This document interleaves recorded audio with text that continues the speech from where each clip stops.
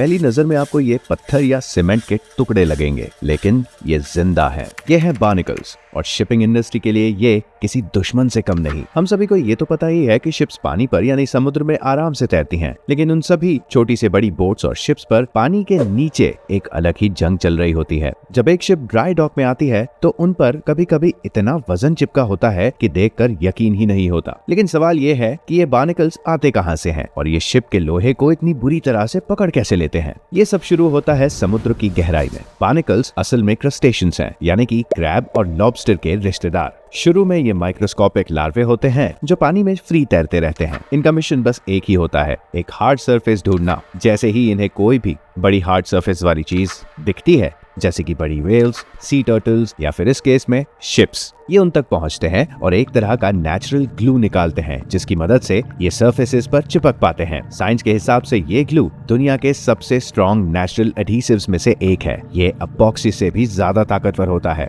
एक बार चिपक गया तो ये अपने चारों तरफ सफेद हार्ड शेल बना लेते हैं जो कैल्शियम कार्बोनेट का बना होता है। अब चाहे तूफान आए या शिप 200 नॉट्स की स्पीड पर भागे, ये उस पर से हिलते भी नहीं है।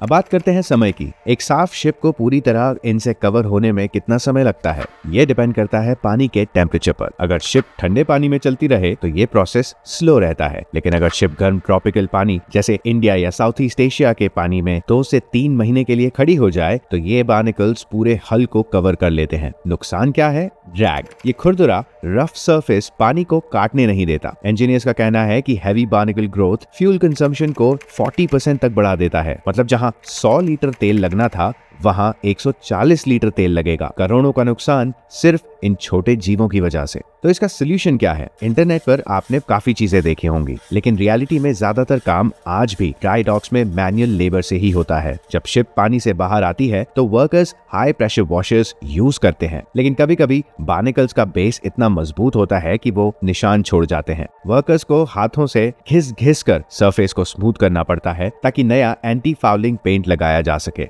और प्रोपेलर्स जैसे नाजुक हिस्सों के लिए डाइवर्स अंडर वाटर डाइव करते हैं और हाइड्रोलिक टूल्स या फिर हैंड टूल्स का इस्तेमाल करके घिस घिस कर इसे नए जैसा चमका देते हैं। ऐसे ही और अमेजिंग वीडियोस के लिए आज ही झन्नाट को सब्सक्राइब करें।